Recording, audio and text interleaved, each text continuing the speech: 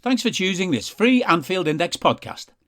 If you'd prefer to listen to this or any of our other shows without adverts, then now's the time to check out Anfield Index Pro. With AI Pro, you can supercharge your entire listening experience. You'll not only get all of our podcasts without the ads, but you'll have them far faster with our quick publish feature available exclusively for subscribers. AI Pro also puts you in the heart of our sound studio, with an option to listen to many of our shows live and interact with the podcasters in real time as the shows are recording. Upgrading couldn't be easier. AI Pro is available on all popular podcast platforms, and we have our own apps for Apple and Android. Just head on over to AnfieldIndexPro.com and get started today. Hello everybody and welcome to the final Anfield Index Under Pressure podcast of the 21-22 season. My name's Dan Kennett. Tonight we are going to be doing our season review pod. And before I start, I just wanted to say thank you everybody who downloads this podcast, because it means a lot to us, because we have more listeners per episode than Piers Morgan does on Talk TV. So have that, Morgan, you twat. Right. So thank you everybody for making that happen.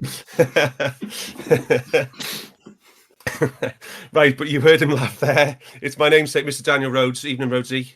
Evening, mate. That's hilarious, isn't it? It is brilliant. One got to beat him. Yeah. I'm probably blocked. That's the power of Liverpool FC. Really is, isn't it? Yeah. Force of good, isn't it? Well, compared to that shower of shit, yeah. We've also got the hardest working man in sports science, Mr. Simon Brundish. Evening, boys. What a season, eh? Oh, what a season. Well, hopefully we can do it some justice. Yeah. But we have the final member of the A team. It's Dr. Phil Barter. Evening, Phil. How are we doing, boys? As a follow that, what a season. And yes, we are definitely the right side of Piers Morgan. How was your first season on UP? Oh, yeah. Interesting. Learned a lot. And I think I maybe enjoy the ride even more if that could be possible, you know? Yeah.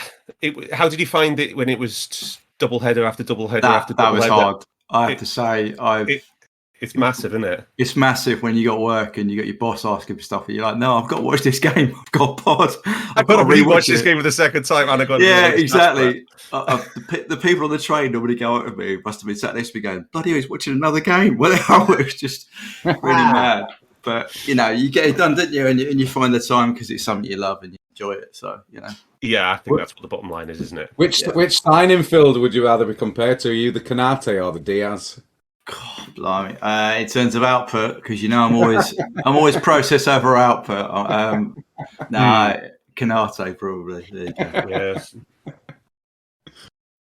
Yeah, I have to say, having Bart's on has been a godsend this season, because there were periods of the season what I missed completely. That I missed more games this season than in the previous 25 years. And I'm missing more UPs this season than I've missed in the previous 5 years. You are the hardest working man in sports science. Yeah, so it was great to have Bart's in, and the extra, I don't know, the perspective that I think he grew throughout the season, and he started to offer a different insight than we had.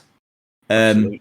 And different perspective, and then started with the whole the number crunching in a different way as well. So it's a welcome addition. Thanks, absolutely. Appreciate that. And to be honest, I think we're going to have to probably do the same again. We're going to have to look for another new edition over the summer to join us. Better than gangs.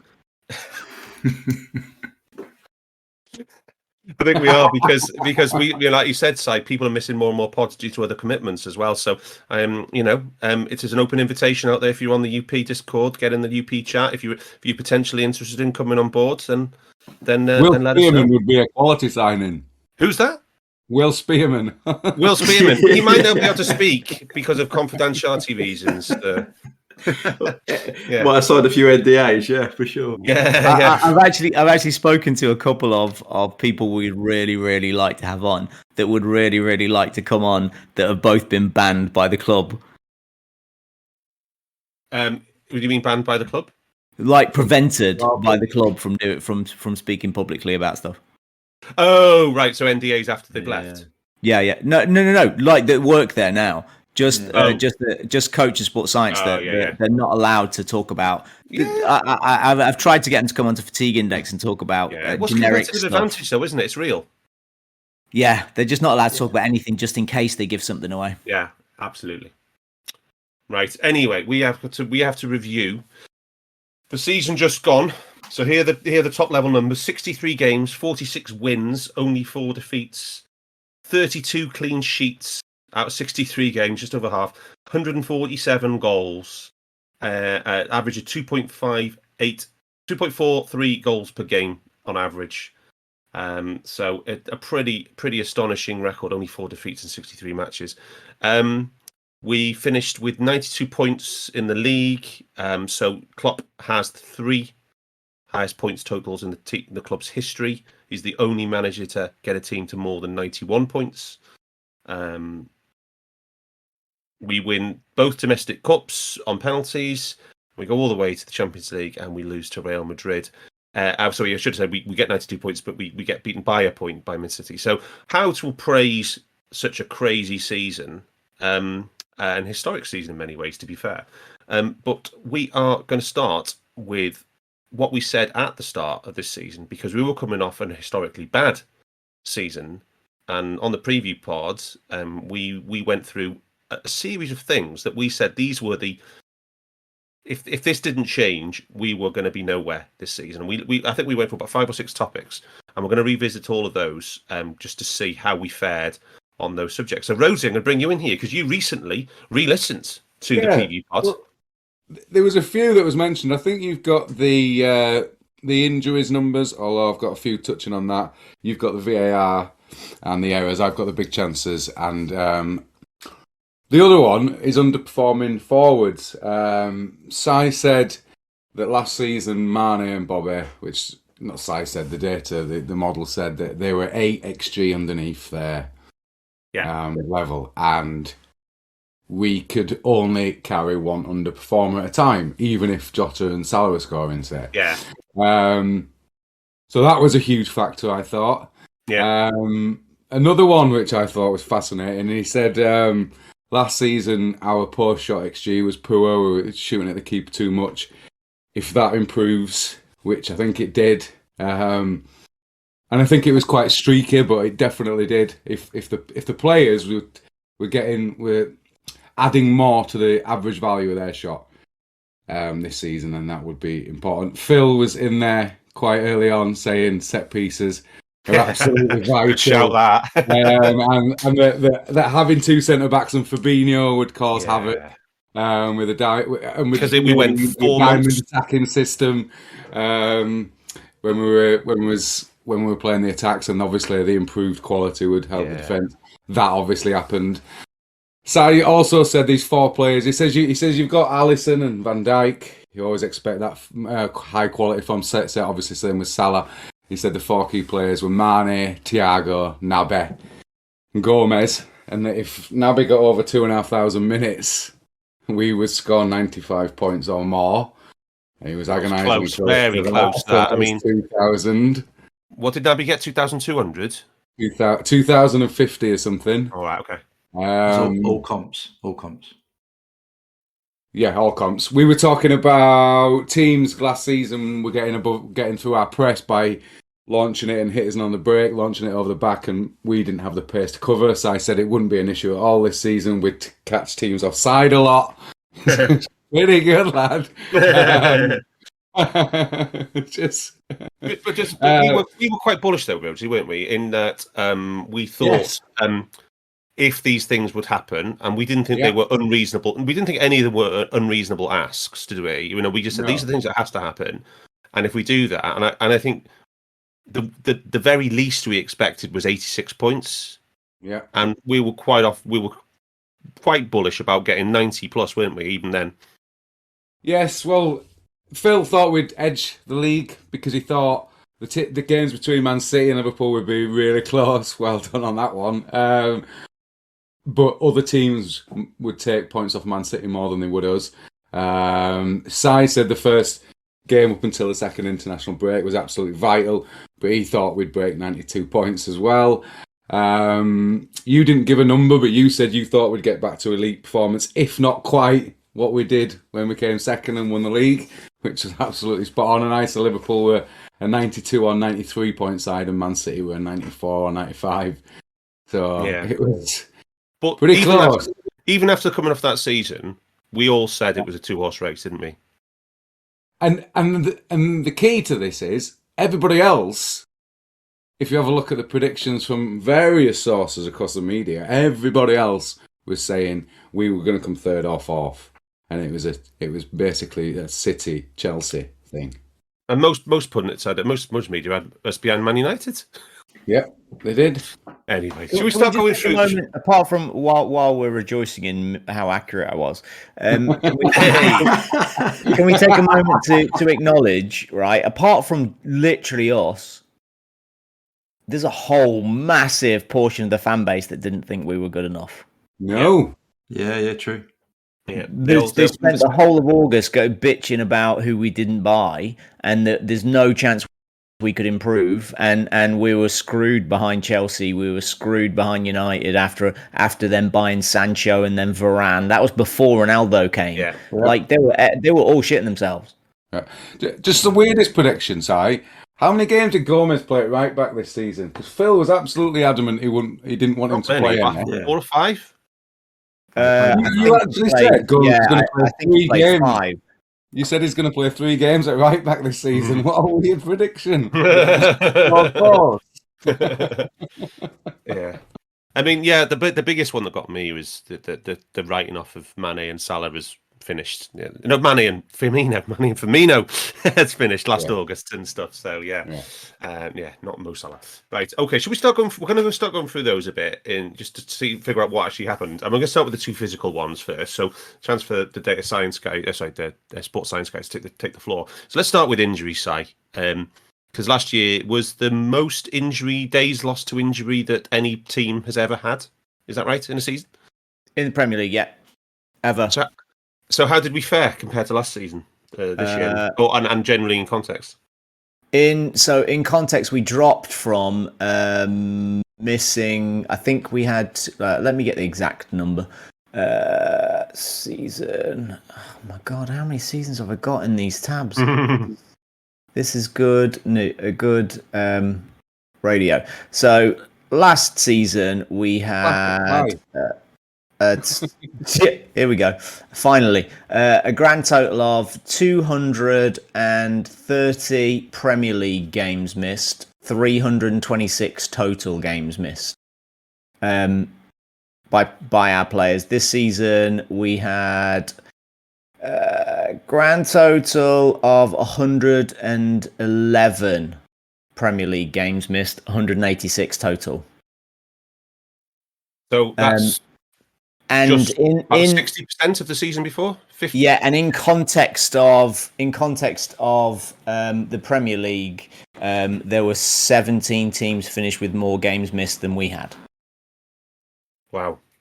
Now, would you say that was a normal level of injuries, or would you say we were even maybe slightly lucky with injuries, or how would you assess our overall? I think we're probably a little bit less than what you could predict. Mm. So we were probably 10% low on what we predict. So we are 46% of the injuries we had last season in the Premier League, and I think probably 60 would be typical. Yeah, about 60%. So about 130 games missed would be typical for the players we have. Yeah.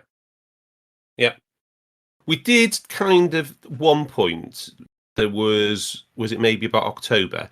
There was a possibility that we might have had a domino effect in midfield, but we came through that rally. So we did. Did it ever really bite in terms of the injuries? And you track you track how many players we got missing on any one match day. Was there any one period of the season where you got squeaky for you?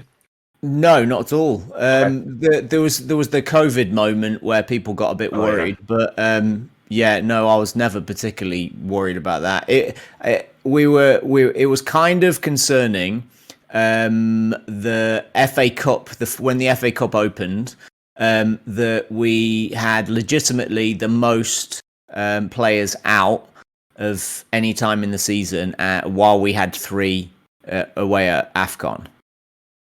So that could have been a catastrophe, but it wasn't. Yeah. Okay.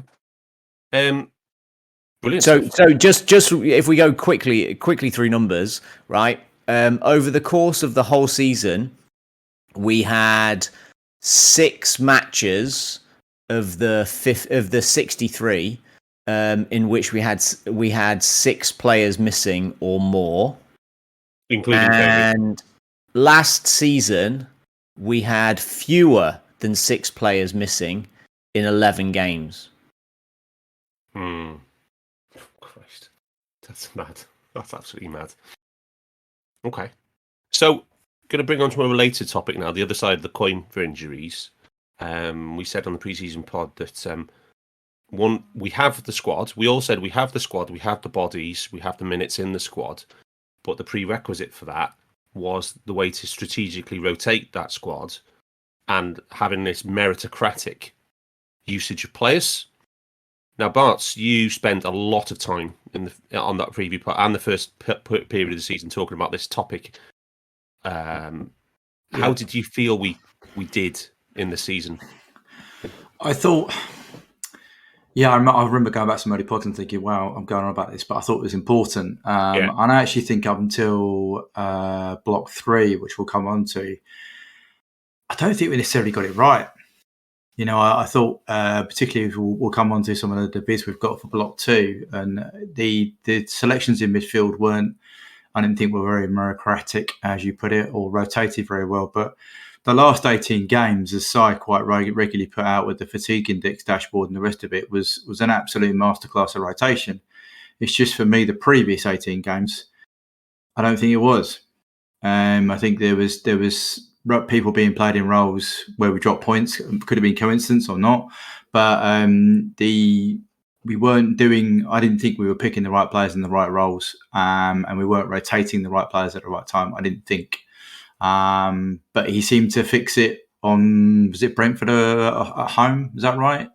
Yeah, Brentford at home on 15th of Jan. Start of AFCON. That 15 games on, that 18 games on was in the league. Was, as I put it, and all those Champions League. Yeah, but you know what I mean. That block of of games was superbly managed, and I would pose a question to Si: do you think if he did that from the day one, would we be sat here with 4 trophies? You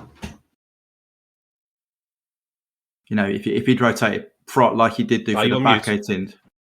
I was on mute. You know my question. You know, I'm just saying. Back end is perfect. So we'll get this out of the way now. I fundamentally believe our strategy of pursuing the 2 cups, it cost us at least freshness at the end of the season, if not actual performance.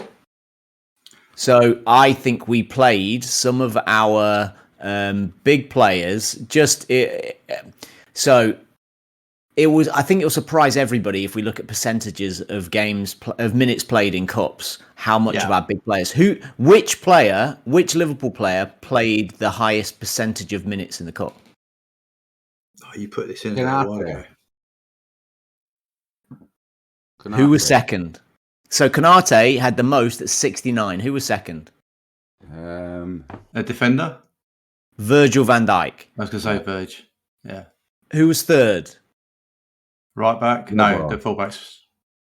So then we got Jota, Trent, Robbo. Yeah. Henderson. Yeah. All first team players. We fried first team minutes to win the cups. There's a consequence.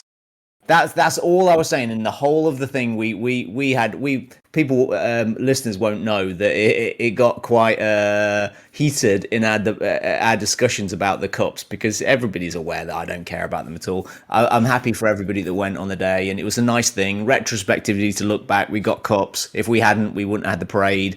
I'm so happy the boys and the fans got the parade, because it kind of really was what they deserved from 2 years ago that they got taken away from. So it turned out to be a wonderful thing. but there was a cost. That's all. And I get that side, but what I'm saying is, the early Prem games before the Cup game started, if he'd rotated as he did for the back end of the season, I don't think we would have dropped the points we did. So, just to reinforce it, so Bart's is suggesting that we got the strategic rotation right for the last 5 months of the season, but it wasn't really working for the first 3 months of the season so well. How do you assess? Do you agree with that, Si? Well, I think we rotated 11 times more in the first block that you put up. So the first block is till what I would put to the November international break. That would always be my first block. We had 11 rotations more than this time last season, and 9 more than the previous season. So it was the most we've ever rotated in that first block anyway. But was it what I'm saying is the second half? I'm saying we were strategically rotated better post for the last back 18. We had Thiago and Naby sharing minutes, whereas in the first half we were playing neither of them in a game, and it would be like CJ, Hendo, and Milner. Well, do you know what I'm trying to say? Thiago was injured for 8 of them. Yeah. So we had Thiago injured for 8 of them, Naby injured for 5 of them, unavailable for 7 of them. So we actually couldn't rotate, and Fab was injured for 3 of them. So we were a little bit inhibited on who we could play in that period. Do you remember when Morton was playing? Tottenham away. Yeah. But that was COVID as well, wasn't it? So just on the meritocratic thing, Si, in the usage of the players, how did it end up with the players in terms of their career maxes and what each player was used to? So we were on target up until March to touch around between 90 and 105% of career averages for a lot of the players. We ended up with a couple at 120 and 115, 118, and we ended up with 14 players above career averages. Yeah. So not career max. We got 1, 2, 3, 4, 5, 6, 7 players over career maxes. Okay. And we had 5 more. Who from top down, we got Diogo, Diaz, Mane, Mo. That's all kind of big news having those. Because of AFCON in career max, yeah? Sure. Yeah. Virgil, Robbo, Trent, Ali. Didn't Salah get 6K? Didn't what? Did he get to 6,000, Salah? Mo got 5,760. Jesus, man. So, but think about that. If you've got Alisson, Van Dijk, and Mo all hitting career maxes, that's got to be a good thing, yeah? Is it? I know it might not be a good thing longer term, but I mean, if you want to push for a season when we had the opportunity to win all 4. That is quite. If you want, in the preview pod, if you maybe say career max, maybe you'd say if we can get all them 3 on average, but getting those 3 on the pitch for that level of minutes, it's got to be good for the team. Of course, I think it shows the performance of the sports science team and the whole planning from top to bottom, having them all available, and it shows the quality of recruitment that we've had. That we have so many players hitting above career averages because we can keep them all on the pitch. Do you think it also shows for next season we've built that load? I'm not saying let's go and push that level again, but we could potentially. They've all got increased load now to go into next season. To potentially, so you don't want to push a career average above 20, and you don't want to above a career max more than 10%. And once you get past 30, you're just sticking your finger in a socket. So 3 of those lads are above 30. If they just maintain that, I don't know. I think it's planning on that happening is absurd. That's just not good. Forward planning to expect that kind of that to happen in the first place. Yeah. So you want about 10% over the max. I want to plan for 90% of career maxes. Cool. There we go. Because anything above that, at varying points of the season, you're going to push acute load to get them to that point, rather than have a sustained period over the course of the season. And you're going to risk injury by pushing them that hard in consecutive seasons, it's so unlikely to happen. And you've got absolute workhorses. We saw it with Virgil and Mo. Even they picked up knocks towards the end because exactly. Yeah. Well, I mean, and equally with all that great planning, we still broke 2 of our midfielders in the last month of the season. Yeah. Fab and Thiago both picked up injuries. Yeah. But the bottom line is, this is literally the last time I'm ever going to talk about this on the pod, because it's negative, and I don't want to take a negative feeling on the season at all. I really don't. It was a wonderful season, and it should be a historic thing that we didn't get it over the line at the end. My prediction of above 92 points, we didn't. If we'd have got above 92 points, we'd have won the league. We failed, ostensibly because of stuff we did early in the season, but we managed to turn it around to the point where not winning in the last 6 games of the season actually cost us the league. And having our best players in their best peak condition would have given us the best opportunity for that. Running Virgil out for 700 minutes in cups does not leave that to happen. I think that's fair, Si. I mean, you're talking about Tottenham at home, aren't you? Basically, that's the game. Good. Yeah, that's the one game in the last pit block we didn't win. Well, but even then, there was a bunch in the last block. We hit some really, really good form, and we hit some fantastic, really effective results. Yeah. And our defense was phenomenal, apart from when it wasn't a little bit, but mostly it was phenomenal. But we kind of grinded stuff out, and we got set piece goals here and there. And then when we stopped getting set piece goals, it was really tough to start scoring. Just because our conversion rates had dropped a little bit, we were finding it tough to break through. And I think it was just a little bit of a spark that our best players weren't quite at their very best in the last month of the season. Yeah, and I think that's fair. Because the players had 2 purple patches, didn't they? It was like back half of November, between mid-November and mid-December was 1 purple patch. We did all those pods about the Red Juggernaut, and then probably February and March, maybe those 2 months there, and they were the best periods of form we had. But the problem is with form is you can't maintain that level for a 9-month season. So what we can say is that there's, even now in this epic season, and we did so well in the sports science, the manager, there's still lessons we can learn, as a club.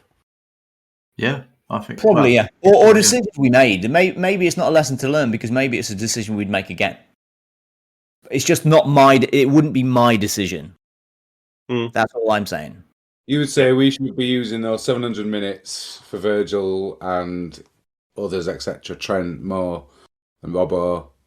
We should be using those minutes with somebody else, and if we can still win them, good. But to get those players to be fresh at the end of the season and the running, then we have to sacrifice those minutes. I think that's fair, but equally you've got to have the players available, right? As Si rightly said, Thiago and Naby at periods are injured. So I like what Si said, his mantra, planning for a 90% of career max. That sounds like a nice thing you can put. You need to buy the players like we're doing. We're looking to be active, to add players to the squad to be able to do that, right? Anyway, so we don't want to have the 3-hour pod here, so we have to move on. So Dan, it's you next.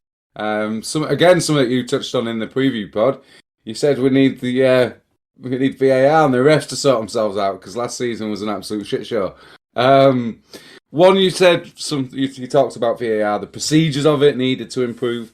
And then you also said that we didn't particularly need to have a good season in terms of VAR and overturns, but we needed to at least have a neutral season.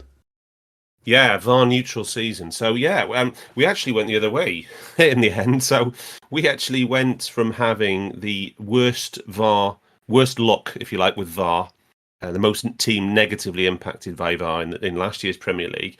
We had a net -6 VAR overturns. And we went from that to having the joint best this season. So we had +4 net, +4 VAR overturns. What was interesting when I looked at this, and this was obviously on ESPN FC with Dale Johnson, was how it wasn't just us who had a massive swing, from season to season.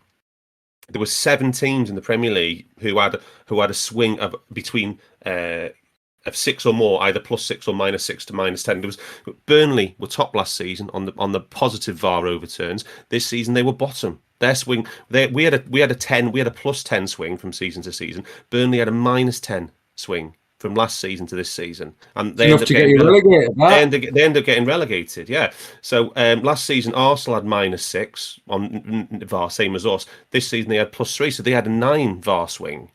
Leicester had a -8. Everton had a -7. So I honestly think that there's something in this that it's not.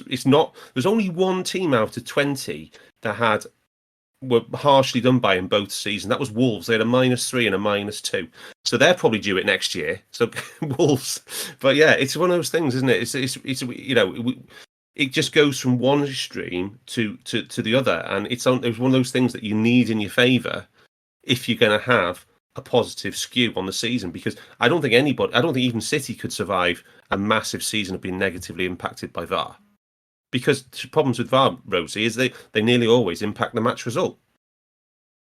Exactly that. You called it at the start of the season, and City was only 2, yeah, so they didn't have a big swing. So theirs was pretty much similar. I don't think we conceded a penalty. I think a couple of those overturns were penalties that were given and then weren't. But what do you reckon to procedures? Because I know we're talking from a low base. Yeah. It was a low base. Well, okay, so there's two things. The late flags drove us all mad all season, right? Oh. So the bad news is that we've got another season of that yet, because the automated offside isn't going to be ready until the season after next in the Premier League. So that's a problem. Late flags, because it just annoys everybody. In terms of procedure, the big one was they tried to desensitize VAR, the low bar threshold for things like penalties, and I think everybody was concerned about how easily pens were being given. Because even from analytics, we know that a 0.76 xG, you can have a handball decision on the corner of the penalty area, right in the corner of the far corner of the penalty area, which is 22 meters from the center of goal. You have a minor handball infraction, it ends in a 0.76 xG chance. I mean, that is absolute bonkers, really.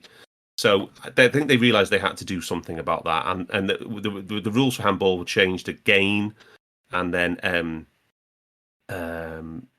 they tried this low bar approach, and we did suffer from that because in the Jota one at Spurs was quoted. There was 2 ones that were quoted penalty. I can't remember the other one. I think it was an Arsenal pen that they got that wrong in terms of the low bar. That shouldn't have been applied. That was a mistake, and that obviously I think was the Jota pen when it was 1-1, the Spurs match, when he got barged off the ball. I think so, yeah. I think so. Yeah. Or 0-0, one of the two. Yeah, and then of course the other one is the Rodri handball, where Mike Riley at Everton, where Mike Riley comes out and says VAR got it wrong, and he apologised. I mean, fucking hell, that's great. Thanks, Mike. So both those potentially cost us the title. Yeah, exactly. But I to be honest though, on the Rodri one, I'm convinced Everton would have missed the pen anyway. So. Deliberately, it would have stuck it into the ladder streets. Did you see the if you remove VAR that we would be 4 points better off and City would be 2 points worse off because of that Jota pen, that one, and then the one. This is another one of those ESPN things. So if VAR didn't exist, we would have been 4 points better off and they would have been 2 points worse off. Right, but yeah. Because it's the Arsenal pen as well as the pen. That one, but they won at the Emirates. That one they won 2-1, and Arsenal had a penalty in the last minute or so, whatever. Or was it 3-2? Yeah. The with them they had the Wolves as well. They had a Wolves thing too. Yeah. They had a nice little run of things go their way for sure. Yeah. Crucial time. But we are still on track apparently to see automated VAR, semi-automated offside VAR at the World Cup. What? And then it will come in the following season, Darth? Yeah. Apparently that's the plan. I did look it up before the match. So there you go. That's VAR. The other one, Rhodesy, next one we highlighted was big chances and errors. Because, well, particularly the big chances conceded, wasn't it? How many big chances per game we were given? Last year we were, was it 15th in the Premier League for rank 5th, something like that, for big chances conceded? Yeah, absolutely shocking. And about the same for errors conceded as well. Yes. And what did we say? Was it 0.2 or Half an error? We want to be less than half an error per game. Yeah, half an error a game. Starting with the errors, absolutely massive improvement. Less than that. It was 0.21 in the end. We made 8 defensive errors, 2 leading to goals. And the opposition made 17 against us, which was about 0.5 a game. Fourth best in the league. 8. We had Rhodesy. Yeah, joint fourth. West Ham were the best with 5-1, leading to a goal. City had 7-1, just the one leading to a goal. And the absolute, what I think is hilarious. Everton had 15 errors and 10 led to a goal. That's quite the ratio. Nuts! 10 out of 15. That is quite the ratio. Our big chances, I think we said 3 and try and concede less than 1 or less. I think that's about our peak. We didn't achieve the second. We conceded 1.35 big chances in the Champions League and Premier League combined. But we did create 3.3, and we had various stages over the season when we were just touching 4. Our attack was on another level. We had the most big chances in the league with 132. Man City was second with 123. We scored 73 of ours, which is a really good, above average conversion rate. So they were. You wouldn't know it from some of the things that were shouted when we were missing some, but we were quite clinical. We had the best conversion. We had the best big chance conversion rate in the Premier League. 55. It's absolutely huge. Considering the average is 36, 37%. Oh no, this is including the pen. Sorry, I haven't stripped out the pen. Yeah. Average is 42 this season conversion, and we were 55% of big chances scored. So I think we definitely achieved one metric in terms of the defensive errors metric. We achieved that one. We achieved our creativity. We did concede a little bit too many. I would say about 0.5 too many big chances a game. Who was the best difference of 1.8 is absolutely massive, and it's league winning. It's just league winning. Who was the best for big chances conceded, Rhodesy? Big chances conceded. City. Yeah, but they had one. They had 40, so they had slightly more than one a game as well. So that's what maybe one per game is the best you can get down. Maybe we're saying it's not. Maybe that's it is, and we've only done that. We've only done that once, and that was when Virgil arrived. His first season. Which makes sense. But we had a streak of the best record on the clock. We had a streak of 14 Premier League games, 14 games, in all comps without having a defensive error on the ball, which is absolutely superb. So I've always banged on about big chances, and we did have different splits. So we'll come on to the 3 periods later on. But there was a distinct drop towards the end of the season. In how many we were creating. One thing on the big chances conceded, Rhodesy, is we conceded 49, which is not bad. We could probably do a handful lower would be ideal. We want to get down close to 40 as possible. If you could get as close to 38, that's one just above one again. Alisson Becker had the best big chance save percentage in the league. So he faced 28 and he saved 15. So he saved 54% of them. And the league average was 40%. So when you've got your keeper saving 54% and you're scoring 55%, that is a nice balance. So he helped us. He helped us actually made sure that the opposition had the lowest big chance conversion in the league because of his saves. So I mean, and Mo's won everything, as we know. Just today, breaking news, won the Players PFA award as well. But there's a very, very, very strong statistical case that Alisson Becker is his best season, and you could argue it could, because of the consistency across the whole campaign. You could make a strong analytical case for Alisson's Player of the Year.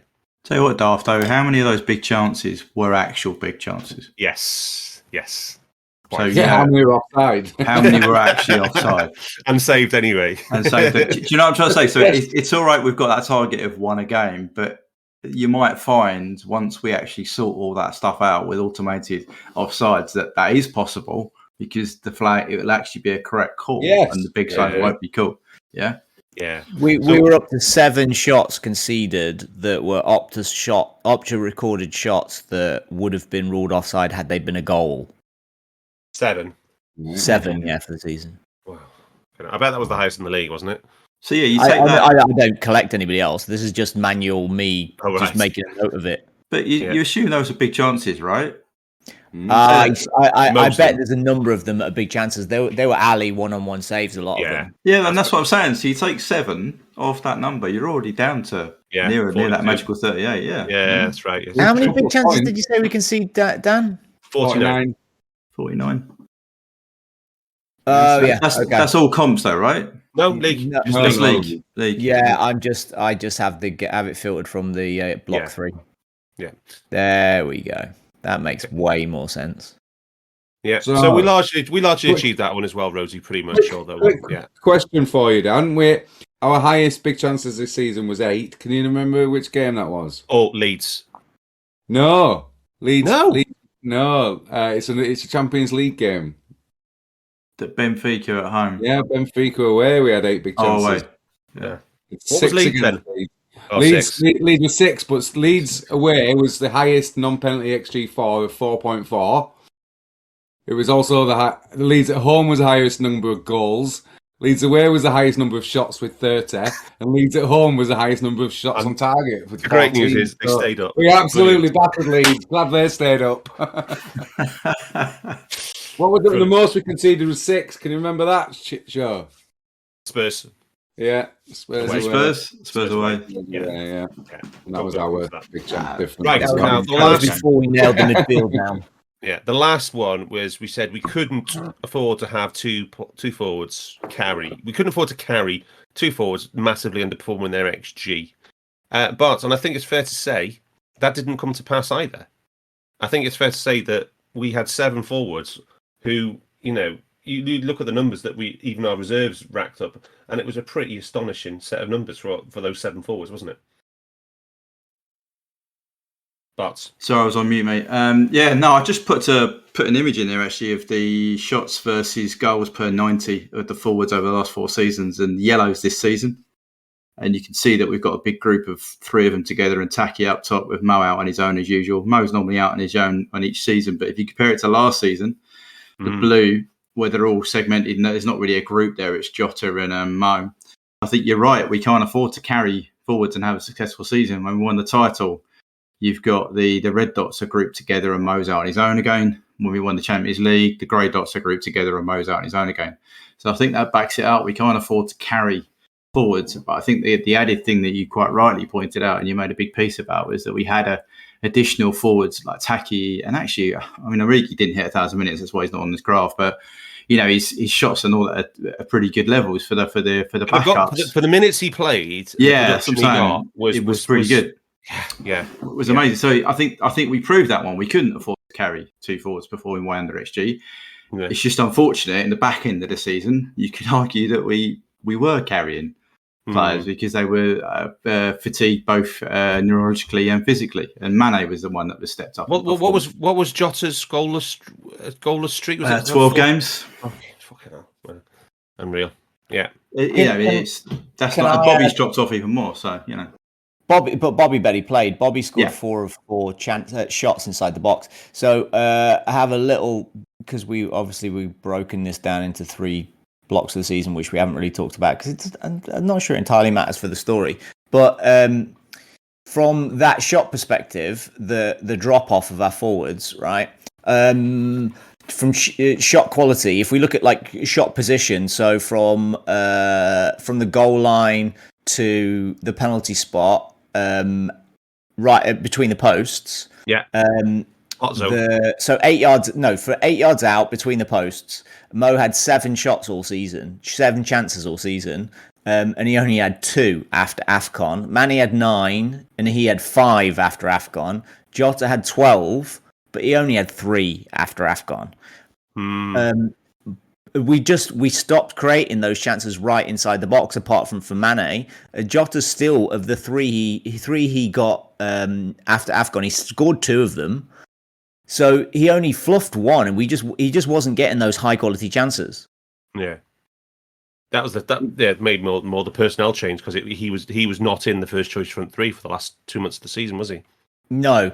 There's a sizable drop off in Mo's distance push, like shot distance and XG per shot when Mane is playing as the 9 instead. Do you remember last season when it took? I think it took Salah 6 months to have a shot in the penalty area, didn't it? In the 6-yard box. Remember last season?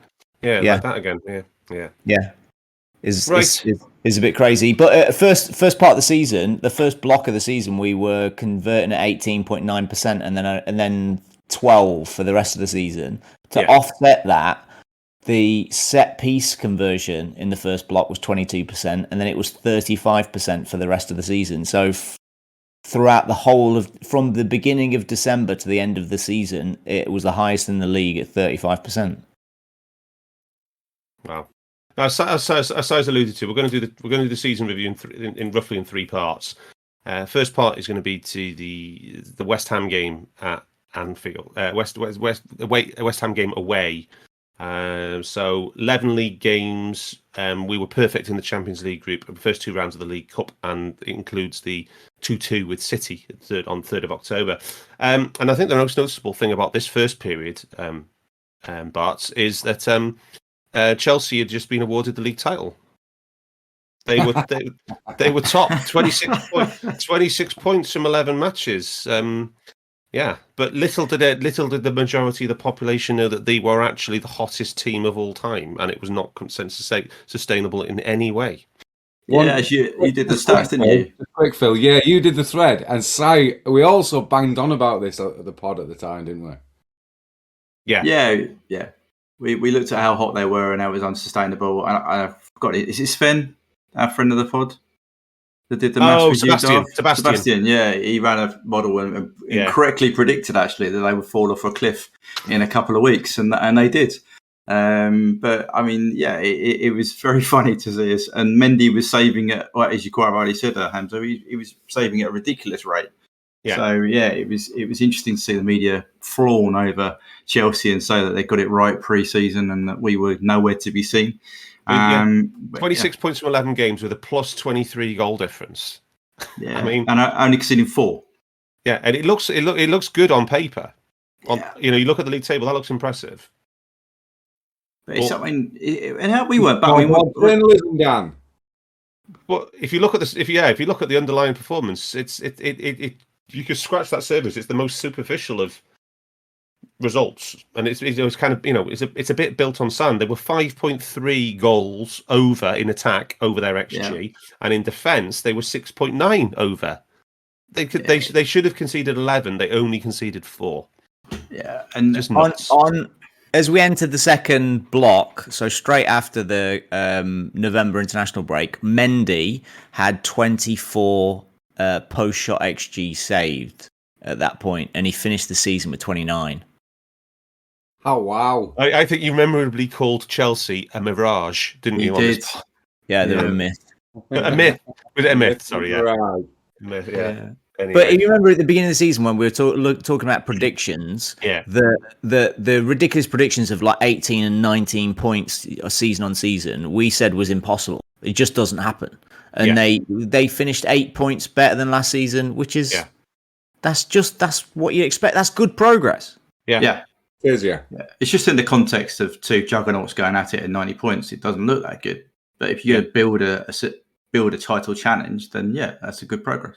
But they didn't even get to 2 points a game in the end, did they? No, they didn't break 80 points. But then that's they didn't break 76. They got 75, didn't they? No, I know. But I'm just saying there is context to some issues going on, which probably did affect them. But But the decline had started well and truly before.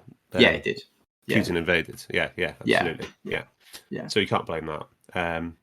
Although that'll just be the end of Chelsea as we know it. So yeah. Well, until FFP. Apparently, there's an FFP investigation pending now. So beautiful, absolutely beautiful. Oh, lovely. Yeah. Anyway, right. Anyway, we're not going to be mentioning Chelsea again after that because they're kind of ultimately they're inconsequential to the title race. It was just a bit of noise, should we say, in the early season. We're far more interested in the Liverpool and City performance in this opening block of 11 games.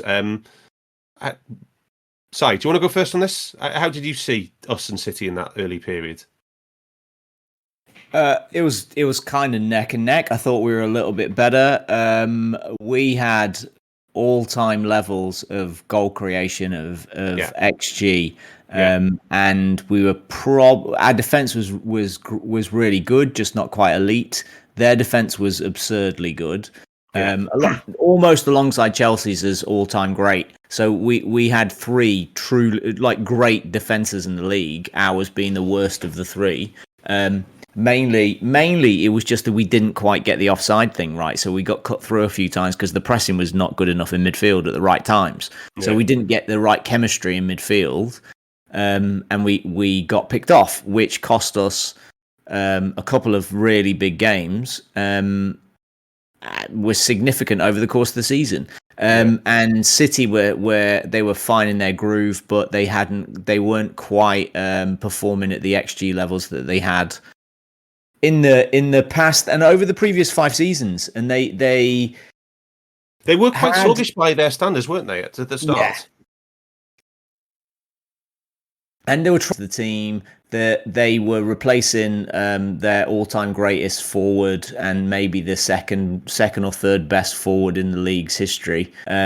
So it was quite a big deal, and Pep was still insistent on never playing with a centre forward, wasn't he? So it took them a while to find their form. De Bruyne wasn't in; he was in and out, a little bit injuries here and there. Silva took a while to warm up. They were relying on midfielders scoring again. Yeah, and we had Mo Salah. Yeah, we did. The greatest player in the world for the first 3 months of the season. In his greatest period of form ever. Yeah.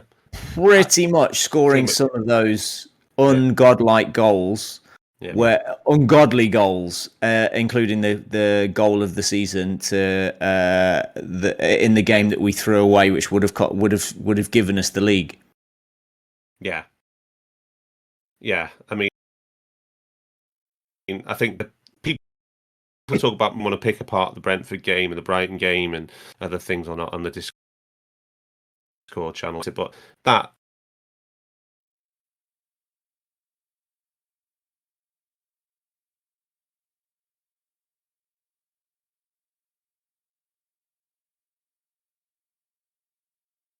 that De Bruyne, 100%. It turned out, and my feeling is that it wouldn't have been that swing. It would have been a 10-point swing. We'd have cruised. Right. The City wouldn't have gone on the run that they gone on, which is I understand how City fans complain because they were on an all-time great run. From that moment, really, they just ran away and kept winning. I think it was like 16 in a row. And they picked up the impetus from that deflected goal, and that's when it was fairly shortly after that we had a little bit of a stumble with the COVID stuff, but I think it woke up Klopp to the midfield problems that we had. Yeah. That maybe it was just that simply we designed an evolution of our system, and Thiago was the key to that evolution of how that midfield worked. So we basically had Thiago in the build phase receiving off the back down the left-hand side, Robbo going past him to provide the movement, and then whoever was from the left coming in and the centre forward going out to the left. So you got all of those things happening on the left-hand side. You got the right 8 pushing outright, Mo coming in, Trent slotting in to be the same thing as Thiago was on the left, but from right back on the right. And that's different than him going out wide. And the 8 was a big problem early in the season. The timing of the things that they did, it left the functionality of the team out of sync during games. And I think, in all honesty, I think Hendo played a really decent season, but it was, let's say, erratic, and particularly early, and not even early in the season. He was actually really strong towards the end of the season when Fab got injured and he had to slot in as the 6. That changed it. But up to that point, he had the lowest pass completion of his career. And there were games when he was low 60s. He was just giving the ball away at really inappropriate times when we didn't have coverage. Yeah. And that cost us games. And it took a while for us to figure all of those things out. And that first period of the season was that.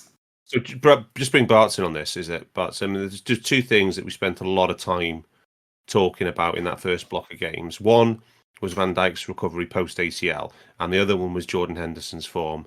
I mean, I don't want to pick on the fella, but this, you know, you talk about 90 points, trying to get to 90 plus points. It's an elite. It's fine margins, isn't it? And it was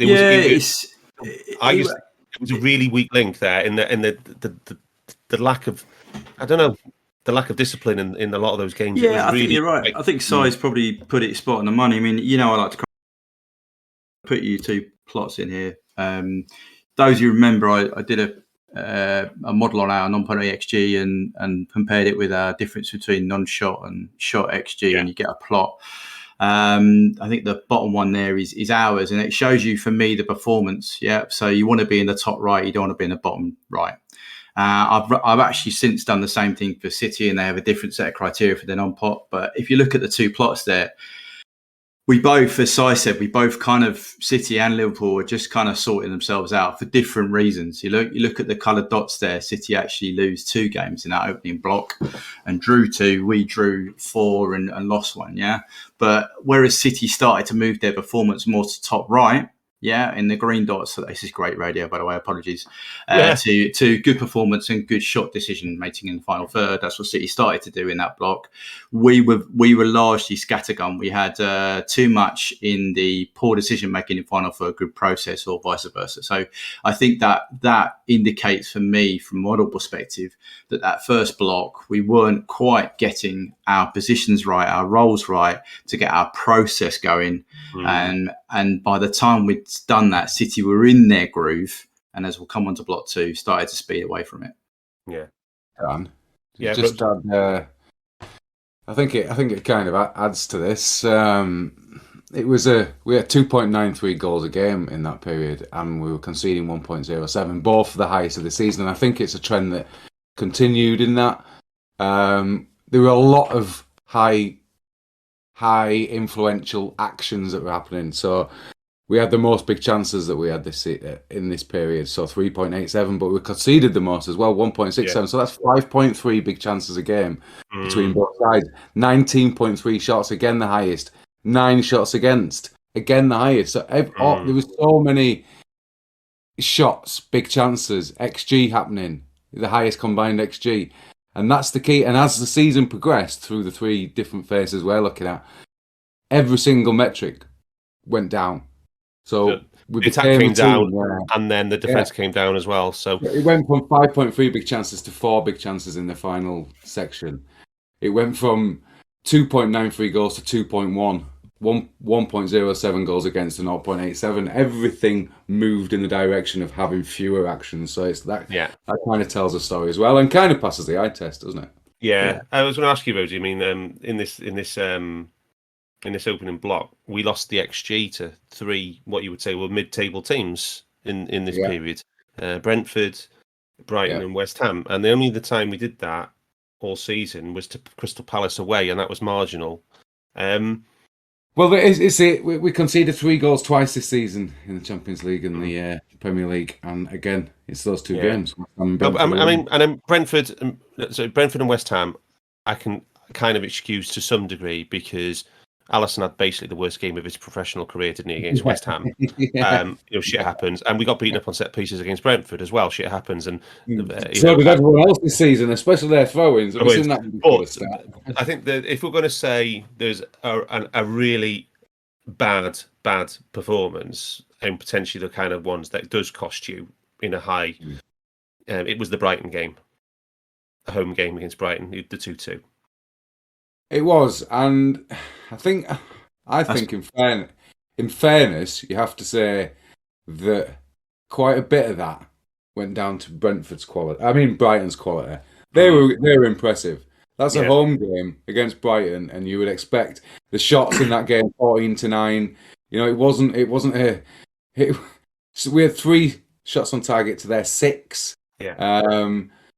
6 shots in the box each. They restricted us. 2 big chances each. They restricted us pretty much more than, as good as any other team this season. And it was a mixture of our like you three have touched on the midfield balance, but also because I thought they won the midfield that game big time. Yeah, big time. I think our process was poor that game. Yeah, go on, mate. I say our process and at the final side decision making, the bottom corner, left hand corner, it was poor that game. You know, it's that's exactly where, if you look at the data from it, that's exactly where we should have been. We were probably lucky not to get defeat. And I guess what I keep this in context, because getting 92 points is an incredible achievement. No other manager before Klopp's even managed that. But if you want to get to 90, you have 4 defeats and 6 draws. You can only drop 24 points all season. 4 defeats and 6 draws. There's it. You can't get past 90 points. This block of games was we were bang on 2 points per game, weren't we? Yeah. You can't afford that. You can't afford that for a block of games. You have to be about not when you know. Not when you know you've got to get. You have to get 90, 92, and from that start, getting to 92 was fucking a hell of an achievement in that respect, wasn't it? The one that annoys me, I know Brighton for different reasons, but Brentford, we were in the lead with 5 to go. Do you know what I mean? It's sort of I know we got beat up on set plays, but still with 5 to go, we've got the points in the bag. And again, that swings you the other way. So. But don't remember those 2 absolute miracle saves from their keeper as well. I still don't know. Was it the Jota one? Yeah, the Jota one. Bobby as well, was it? Was there a Bobby one? There was 2 unbelievable saves. Yeah. 2.6 XG each in that game and 5 big chances each. Could have gone either way. Yeah. Well, that was one game we watched Virgil and Matip, and they got beaten up by Tony and Mbeumo. Because VVD that was probably the game parts where we said, well, he's not quite right there yet, is he? Yeah, and that was the early part, the early block, and I think so I'll back it out. It took him a while. I think it was November, so I think it was that he started to really. Our defence improved in line with that, and I think he was back to being. Were you talking about the last thing to come back after an ACL? Something about rotational movement. I can't remember exactly. Is the last thing that returns? Yeah, exactly that. It's so basically how you get from the half turn to a full turn. So centre backs generally play side on, and particularly when you're playing like high offside, you're going to be side on all the time, so that you can react if the ball drops in front. So you can turn off your right foot and go forwards to intercept, or if the ball goes over the top, you're going to push left and rotate and then sprint. It's that rotational forces that you're trying to generate. So it's the twisting in your knee that you're most fearful of. So it's not a conscious thing. It's your brain is still not quite ready to do that with full force yet at the kind of velocities that we need in the Premier League. It just took a while for the brain to get the trust, and probably a little bit by bit, week by week, a little bit more strength coming here and there. But in the way that we're dividing this up, by the time we come back after that second international break, then you think Verge is pretty much there at that point? Yeah, so yeah, I absolutely do. But there's also scientifically, there is typically a 9 to 13 month period that from the surgery takes place before the nerves finally repair. And that's when you get full proprioception back, full feeling of there's typically a bit of a numbness below the knee, and so you get full neuromuscular feedback back about between 11 and 13 months really, and that would be about November for Virgil, and then you can get back to the skill, and from then I reckon December he was back to looking like normal, and by January he was back to being the best centre back in the world. Brilliant. Thanks, mate. Okay, so do you know where you were talking about those 2 goals, those 2 games, right? It's I think inarguably our 3 best players last season, even though we've just said Virgil wasn't until November, the world would suggest that our 3 best players, and probably 4 with Trent, would be Ali, Virgil, and Mo. Yeah. And the three biggest games that cost us last season were West Ham, a shocker from Ali, Leicester. Mo missed 3 big chances, including a penalty, which allied to 1.85 XG, and Brentford. Brentford that Virgil was shocking in. Yeah. And our three best players had one stinker each, and we managed to not win the league, not get 3 points from any of those games. Did we get 2 from the 3 games, and we lost the league by 1 point? Yeah, we got 1 point because we 1 point from those 3 games, and we lost the league by 1 point. So if one of those games hadn't happened, we'd have won the league. Which was Trent's stinker? I was just trying to think of one. I think you can get away with that. League final, but I think historically, up until Guardiola arrived, the average was, I think, 5.2 losses a season for the Premier League champion. Yeah. Fucking hell, yeah. God, they were the days. Those are the days. We're going to move on. We're going to move into the second block of games, which I'm calling the Omicron period, because that was the dominant news story of the time. So this is taking us up to the 15th of January, when Man City were top of the league by 14 points. So, come to you first on this one, Bart. Let's do the City stuff first, because you've already talked about their model that you've already got there when you've looked at this. They were perfect in this period, 33 points from 33, and that's where they won the league. Yeah, for all intents, but they played more games in this block as well. Just to say.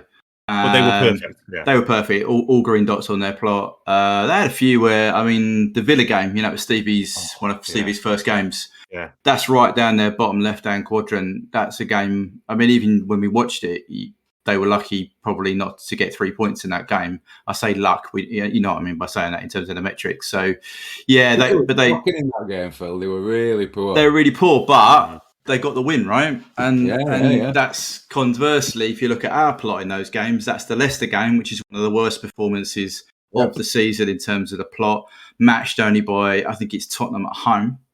The Tottenham away game is in that block for us. Again, bottom left-hand quadrant, blue circle, draw. And again, Villa for us, Villa at home, where we struggled and we got a penalty, was it? They basically defended their penalty spot. They defended, But I'm still saying the process wasn't right in that, and we didn't create. The good games in that, we had the Arsenal, we had Everton, Southampton, and then Wolves and Newcastle. So, I think you're right. This is where City went on a run and they found a way to win 12 games there on a bounce.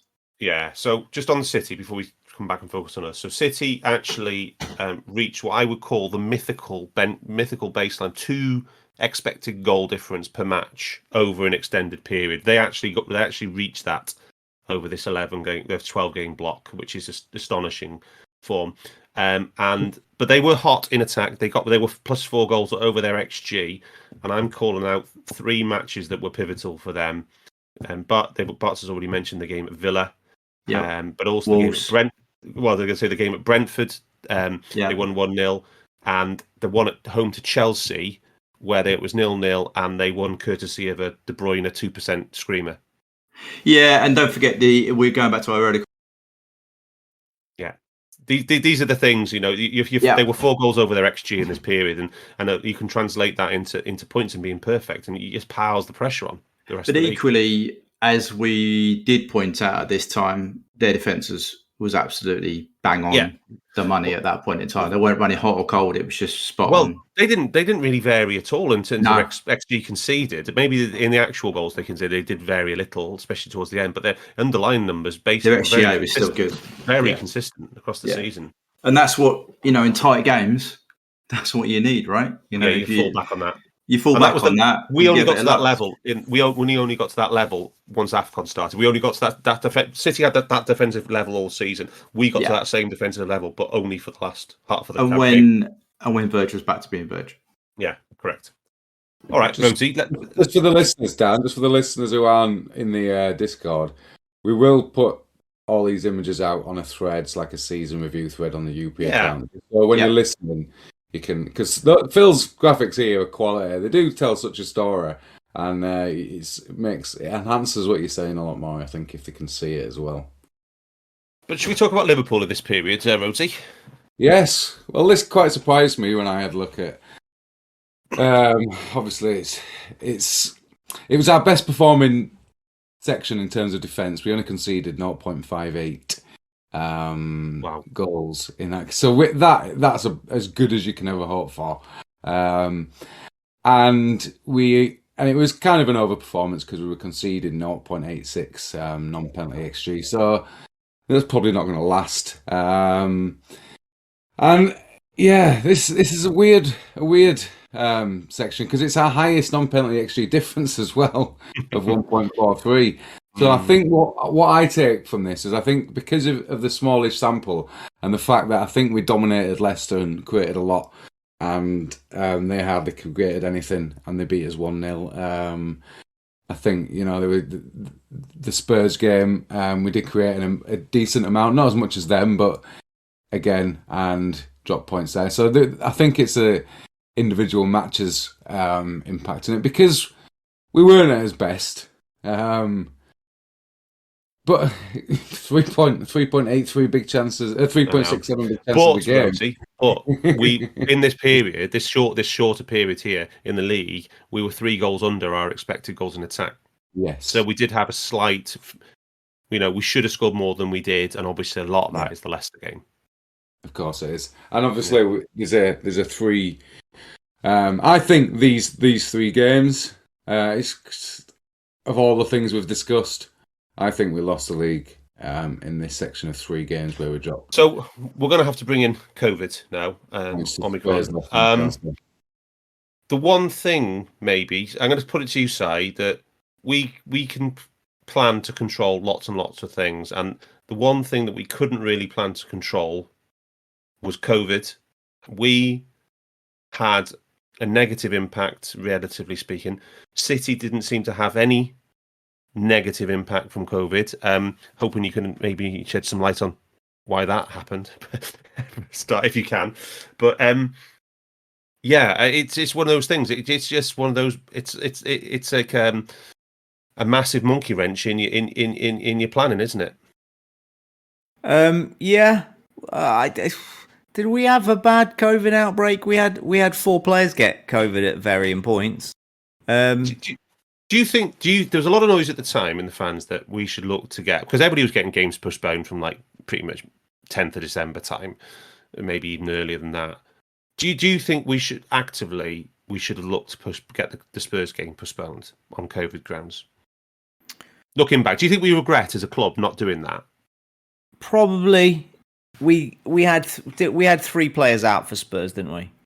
Virgil, Fabinho, Thiago, which is quite a big deal. Alongside Hendo being injured at the same time. Yeah. That was quite a big deal, and all that being said, we should have won the game. We should. That was the game where we were most negatively impacted by VAR in the season. Yeah, and then Robbo does something stupid too. Yeah. So getting sent off then, it really, really didn't help. And as good as Kane should have gone, yeah. Kane should have gone. Yeah, Kane should have gone early in the game. But I'm not talking about what like mistakes of referees, because that happened and we complained about those all season, right? But Simi, as good as he was, we end up getting more disruption. And there's a cascade that happens because Robbo got himself sent off stupidly. And as great as Robbo is, Robbo has that in him.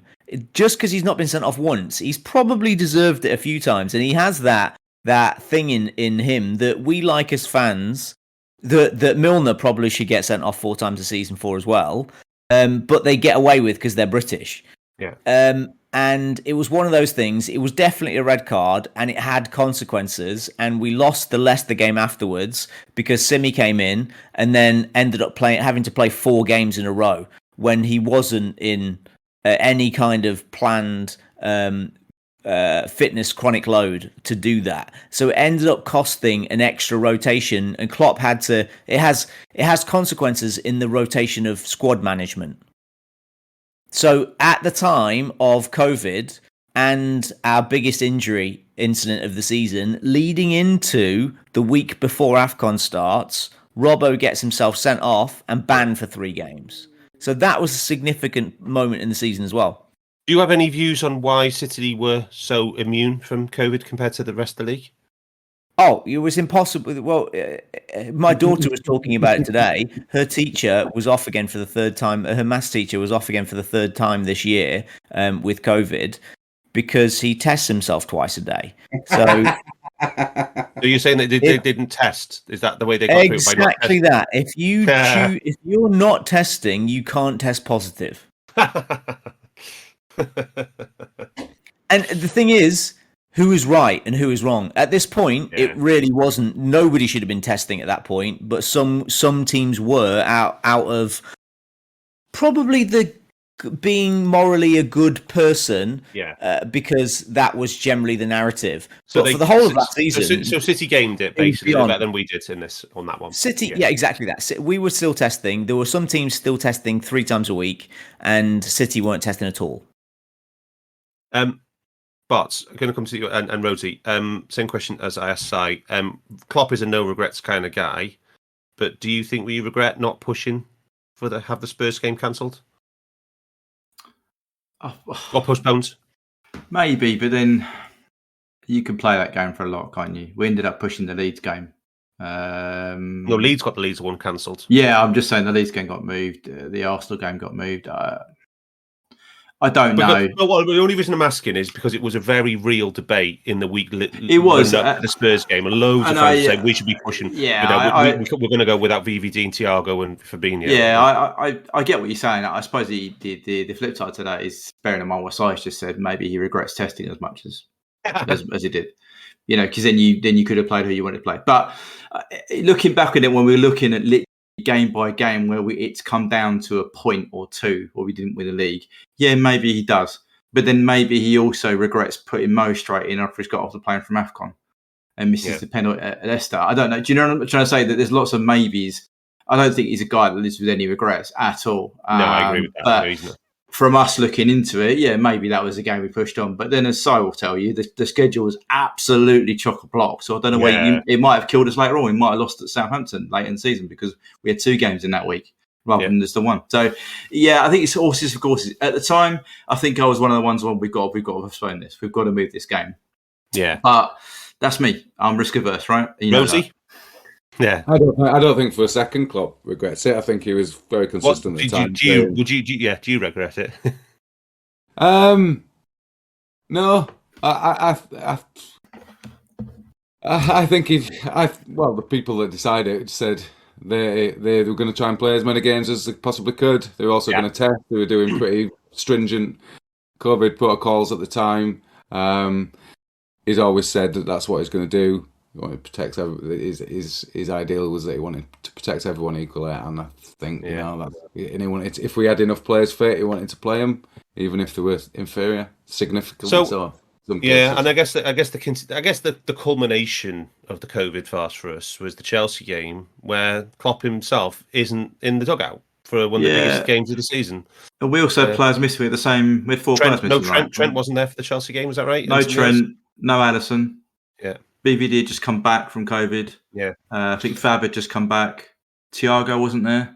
Yeah, and another game where we dropped points again as well. Another game we dropped points. So it's you can play that card all you want. I think the Tottenham game. I think we could probably say we're unlucky with VAR not to win that game. And if Robbo stays on, we probably win the game. Chelsea's one of those where COVID definitely affected us because we chucked away 2-0 lead. Well, it's just the fact that the manager was in the dugout. It's a bit of it's a farce, really. It's a farce, and then you can see the fucking 1%. But that goal at 2-0, don't you? Yeah, that run of 3 games in the league, though, 2 points from 9. Yeah, I mean, ultimately, that's the swing for the whole. That's the league right there. And then Si said there was a League Cup game in there as well. Si, was it Leicester at home in the League Cup? Yeah, Taki's glory. Leicester at home, in the League Cup, which just compounds my view. Yeah, is that your point? Yeah. But even though it was 6 days before Leicester in the league, you're still wasting minutes. Si's point is you're wasting minutes for first team. Yeah, okay. Earlier, and that's that 4-game block where we dropped 7 points out of 9 in the league. Yes, we got through to the next round of the League Cup, but that cost us the league probably, that block. that Brentford game in between the two Arsenal semi-finals is the big problem of the season. So that was at we home, got wasn't through it? to the semi-final of the cup, but The Brentford 3-0 was early in the season. was it? Yeah. You're right. Yeah. I'm just the Brentford looking, home. We sorted it out. I'm just seeing Brentford at the top of the. You're right. Yeah. So that was the year I before. would say the Leicester was a pretty heavily rotated side. I was there. I remember. Didn't Big Billy play for one half? Well, we played. Who was the lad we played at right back? He started the first half. Not even Bradley. Yeah, It was Bradley. Bradley. It was Bradley. Morton played. Obviously, Take, Dive. Yeah, Gomez started. Hendo played an hour. Naby played half an hour. Came on for Hendo. Milner played the second half. Morton played the first half. Ox played 90. Bobby played 90. Taki played 90. Who cares about those? Not But Bobby. there, is there? Yeah. But anyway, Rhodesy and Son had a great day, if I remember, with Leicester singing Feed the Scousers for like an hour. Oh, the absolute scumbag chants that were going on. Yeah, I remember that vividly. But yeah, so yeah, the COVID period, I mean, ultimately pivotal for the season, right? And I have my follow-on question on this, because it's such a cup-orientated season. We're going 63 games and all that. At the point City go 14 points ahead, do you think that's the period where do you think it's that event that causes us to then double down on the domestic cups start of January? Because we see a 14-point gap. I don't know. That's a really. It's the context of the time, It is. It's so if you look at team selections for the semis. Yeah, but then opportunity, right? He's never got that far in some of the cups. Yeah. And there he is presented with, quarterfinal and quarterfinal of the FA and semi-final of the League Cup. So I think that's really tricky. I don't think he ever gave up. Really don't.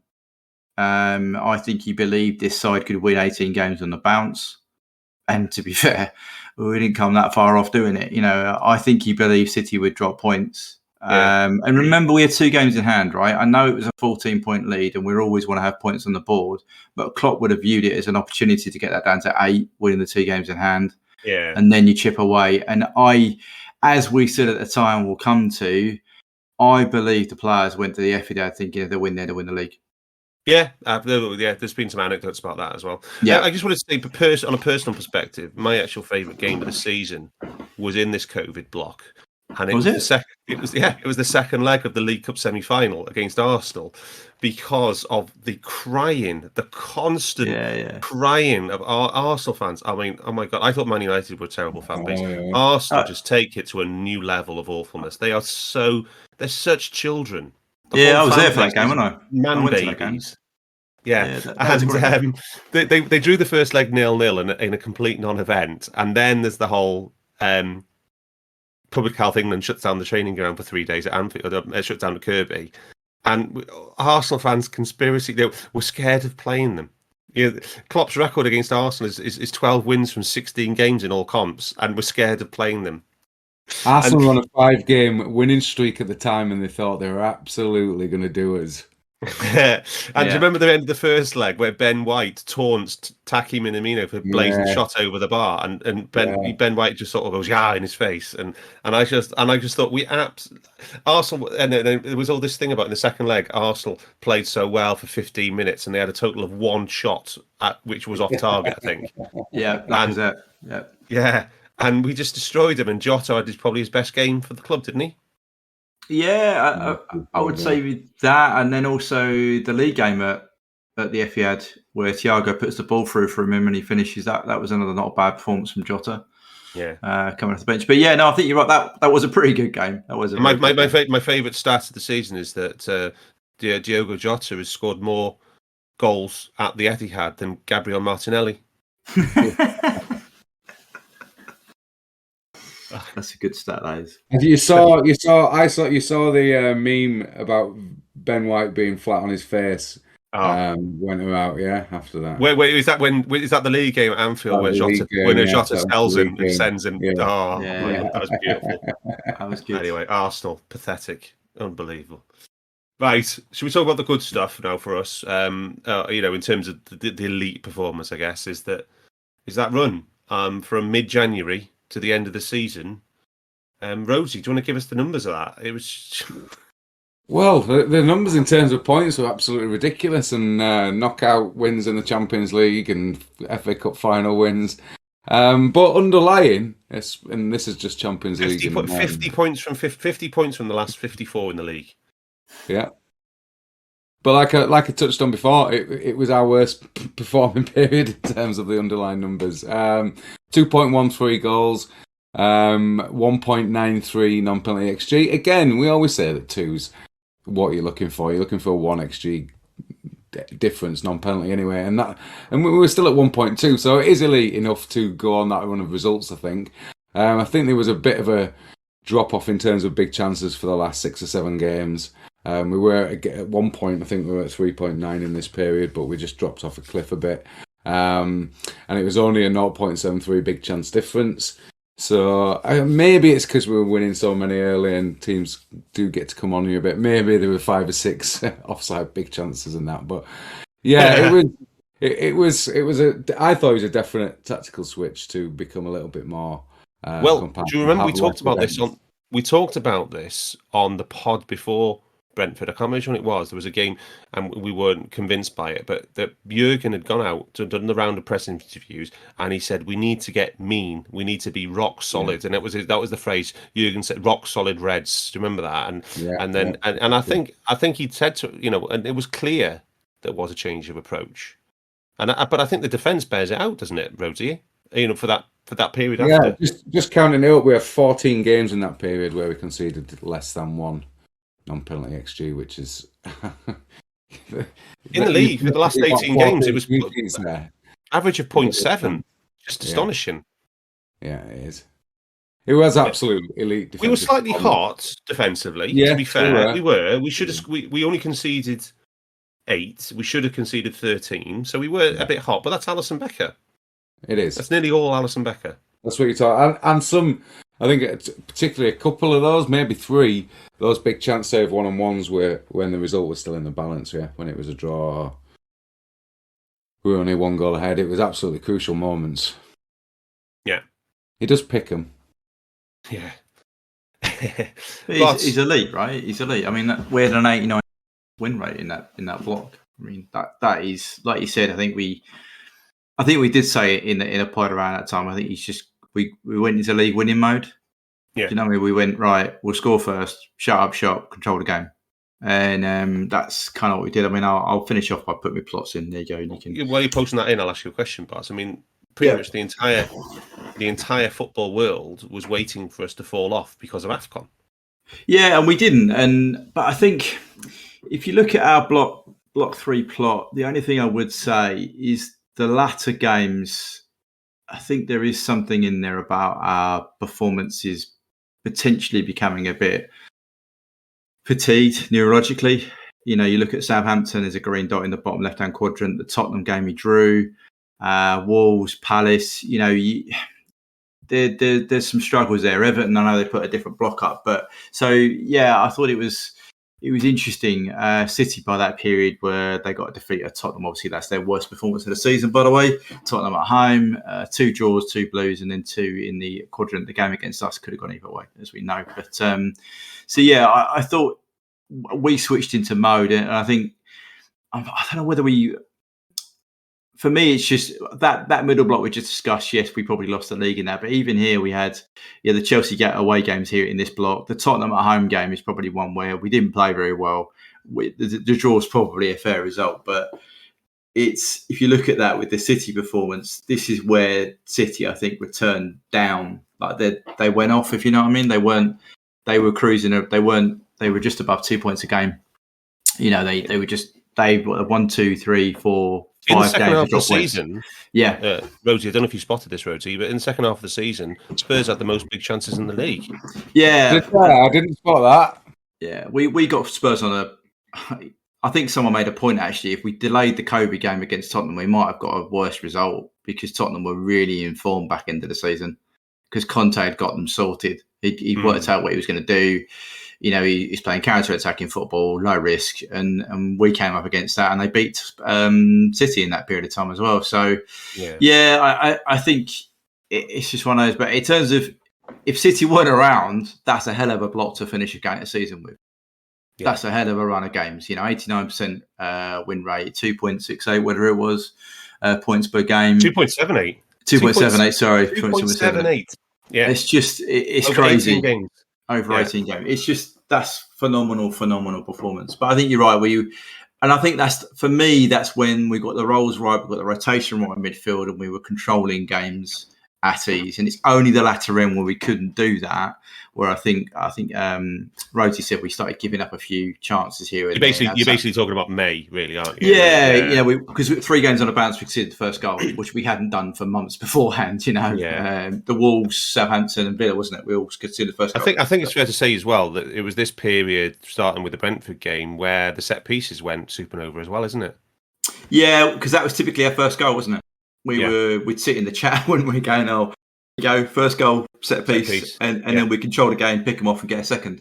But it was different to the set pieces before. They were in swingers, weren't they? Yeah. Because a lot of these were direct from the initial ball into the box. There was a lot more of that. First, before Christmas, there was a lot of second, third phase, set piece goals, shots from the edge of the box as well. There's a few of those, but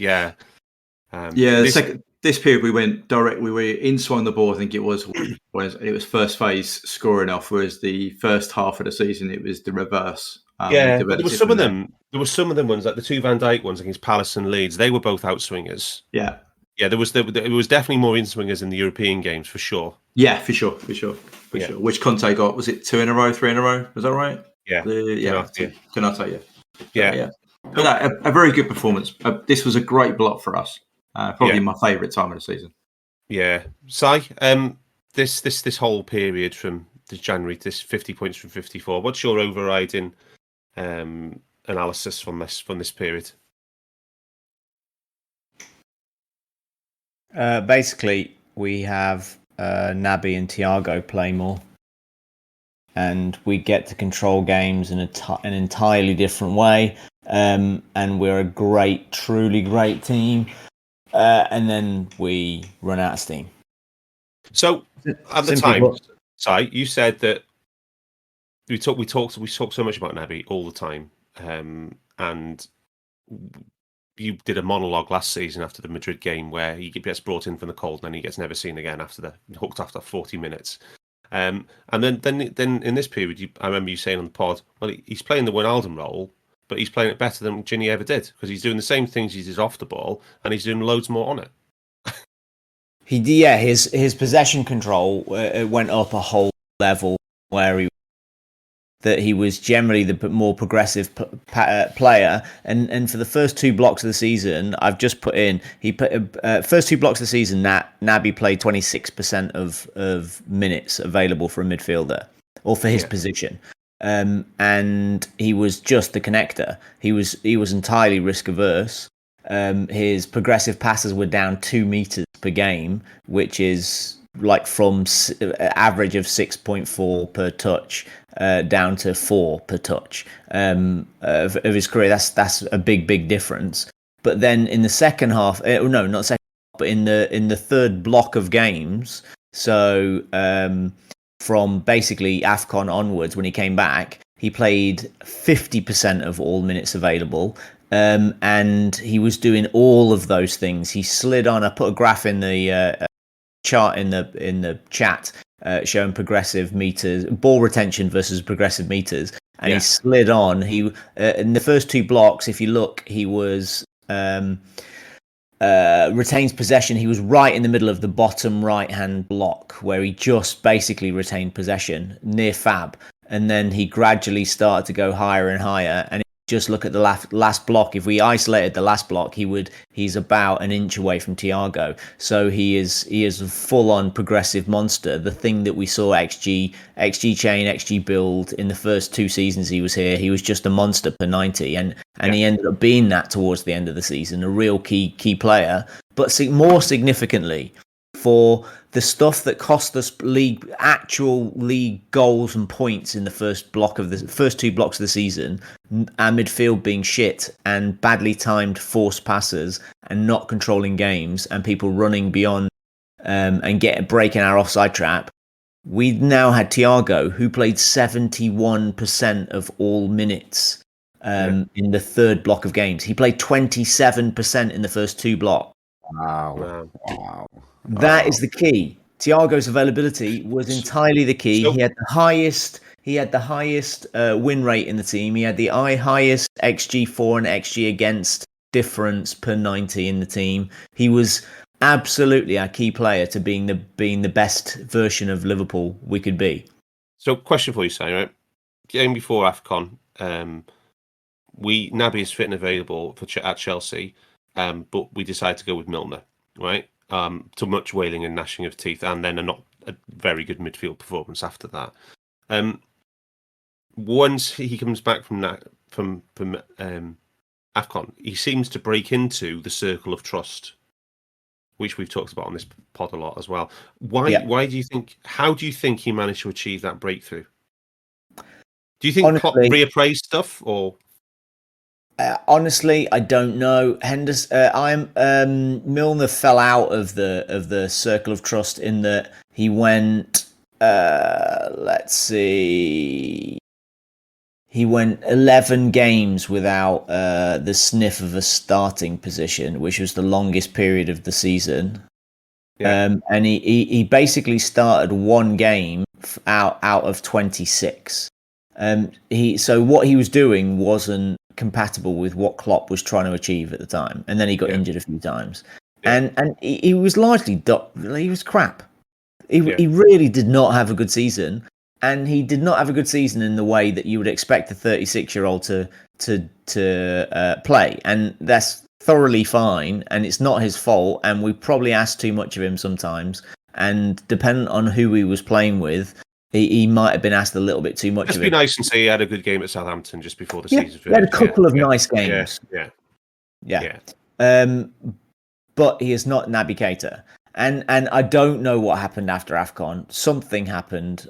Whether Naby grew from the being captain, playing great, and having his balls fluffed while he was in at the tournament, coming back feeling great again instead of feeling constantly like an uphill battle every day in training, knowing you're never going to.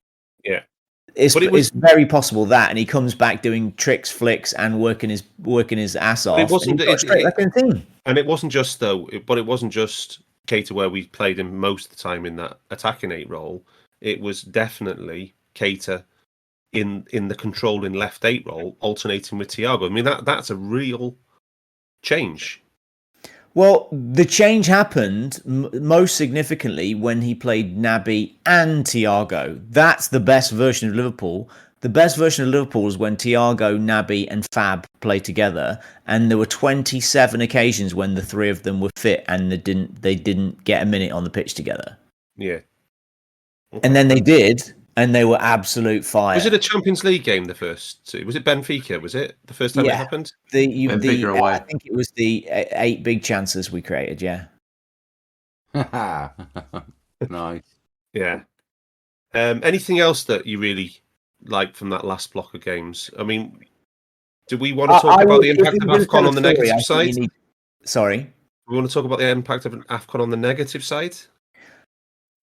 I think if I'm talking about minutes of the bloody Caribou, then you can't avoid the cost. In 908 minutes. 908 minutes AFCON. Yeah, absolutely absurd. But then the downside of that also is the huge psychological issues. So there has to be psychological fallout from. Well, imagine the stress of him having to play for Carlos Queiroz, having to play Queiroz ball with that pressure as well. Just having to play one game in that for that guy, knowing you're never. You're never going to get the ball. You run, and you'll never receive the ball. The only chance your country has of winning is if the ball ends up getting deflected to you from a goal kick. you beat 4 lads and put it into the top corner.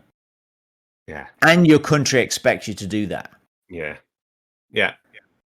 So yeah, the fallout of those 2 incredibly destructive losses was probably the opposite side of the coin to what happened to Sadio. Yeah. And he Sadio had his best was form of the largely season. shit up until that point of the season. And he had a bit of a renaissance, didn't he, in the last Huge half? renaissance in the second, the third block of the season.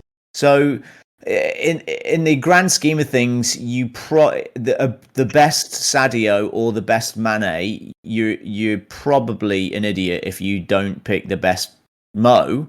But it would be great if neither of them were feeling awful. Yeah.